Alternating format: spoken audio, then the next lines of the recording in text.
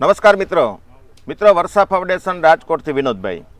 તમને અગાઉ મેં કીધું હતું કે અમે સરસ મજાની ગીરમાં જઈએ છીએ અને ગીરની અંદર તમને ગીરની સંસ્કૃતિ બતાવવા માટેનો પ્રયત્ન કરીએ છીએ. તો આજે હું તમને ખૂબ સારી રીતે એક ગીરની સંસ્કૃતિ બતાવવા માટેનો પ્રયત્ન કરીશ અને એમાં અમારી સાથે આજે મનોજભાઈ ગઢવી જોડાયેલા છે. ઘણા વર્ષોથી પોતે સાહિત્યનું કામ કરે છે અને પોતે મારી જેમ શિક્ષકનો જીવ છે. એટલે વર્ષા ફાઉન્ડેશનના બાળકોને આજે હું જણાવવાનો છું દુહા છંદ કોને કહેવાય, સપા કરવું કોને કહેવાય, એક સારા મજાનું ગામ્ય લોકગીત કોને કહેવાય, એક શૌર્ય ગીત કોને કહેવાય. આ ગામઠી ભાષાના ગીતો જે ખૂબ સારા હતા અને અત્યારે જે ગીતો ટૂંકમાં સિટીઓની અંદર સાંભળવા નથી મળતા, ત્યારે આજે તમને આ સરસ મજાના આ બધા જ ગીતો સાંભળવા મળશે. તો તમે વર્ષા ફાઉન્ડેશન પેજમાં જોડાયેલા રહો અથવા તો વર્ષા ફાઉન્ડેશન પેજને હજી ફોલો ન કર્યું હોય તો ફોલો કરી લ્યો.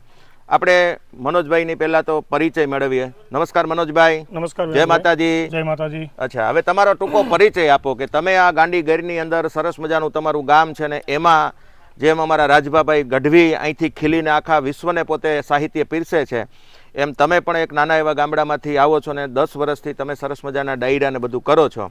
તો તમારો ટૂંકો પરિચય આપો ને પછી આપણે તમારા સાહિત્યનો લાભ લઈએ ટૂંકમાં.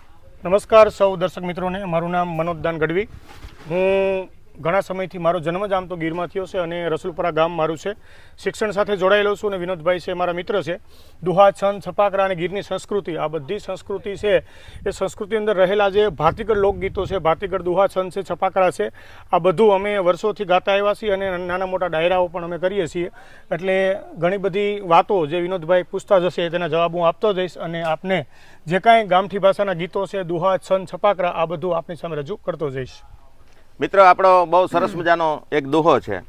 એ કાઠિયાવાડમાં કોક દી અને ભૂલો પડી જા ભગવાન, એ પણ થાને મારો મહેમાન. અરે રે તને સ્વર્ગે ભૂલાવું શામળા, પણ થાને મારો મહેમાન. અરે રે તને સ્વર્ગે ભૂલાવું શામળા. સાહેબ, આવા સરસ મજાના દુહા હતા. આપણે ગઢવીભાઈના મુખેથી આવા સરસ મજાના દુહા સાંભળીએ. દુહા કોને કહેવાય ગઢવીભાઈ? સૌપ્રથમ તો ગીરની મુલાકાતે આવ્યા છે એટલે અમારી ગીરનો એક બહુ જૂનો દુહો છે, બહુ બોલાતો દુહો છે, એ આપને સંભળાવું. પણ હનરૂડીને ઘર રડિયા મણી, હનવારી પાછી હરિયાળીને હેતાળ, પણ ચારણ ઘર નથી છોડવી, એ તારા પહોળાને પાછા વાળ, પણ ચારણ ગીર નથી છોડવી, હે તારા પહુને પાછા વાળ. વાહ વાહ, ખૂબ સરસ. મિત્રો, આને દુહા કહેવાય. આપણે કોઈ દિવસ આવા સરસ મજાના દુહા નહીં સાંભળ્યા હોય. એવા સરસ મજાનો હજી એક સરસ મજાનો દુહો આપણે સાહેબ પાસેથી સાંભળીએ. મનોજભાઈ, સરસ મજાનો એક બીજો દુહો એવો અમારા બાળકોને સંભળાવો કે જેમાં બાળકોને મજા આવે. દુહા તો આપણે 2-3 દુહા મેં રજૂ કર્યા. વિનોદભાઈ દુહો રજૂ કર્યો, પણ અમારા ચારણી સાહિત્ય અંદર છંદોનું પણ બહુ મહત્વ વિનોદભાઈ છે. એમાં આપણે જે ધરતી ઉપર બેઠા છીએ એટલે કવિ દાદ આ ધરતીનું વર્ણન કરે છે અને અહીંયાથી નીકળતી હિરણ નદી એની વિશે કવિ દાદ લખે છે.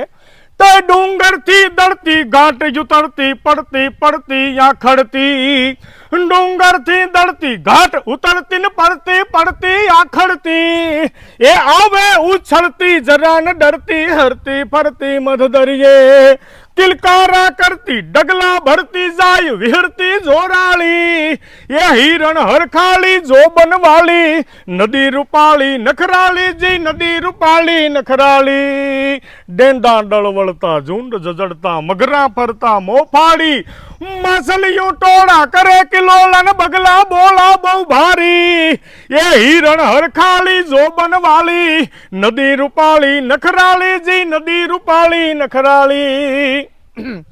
વાહ વાહ વાહ વાહ. મિત્રો, ખૂબ સરસ. આવા નવા દુહા, છંદ અને આગળના વિડીયો અમારા વર્ષા ફાઉન્ડેશનના પેજ ઉપર, વર્ષા ફાઉન્ડેશનના પેજ ઉપર અમે મૂકી રહ્યા છીએ. હજી પણ આગળ આપણે મનોજભાઈને સાહિત્ય લેવલ પણ સાંભળવાના છે. જોડાયેલા રહો અમારી યુટ્યુબ ચેનલ અને અમારા વર્ષા ફાઉન્ડેશન પેજ પર.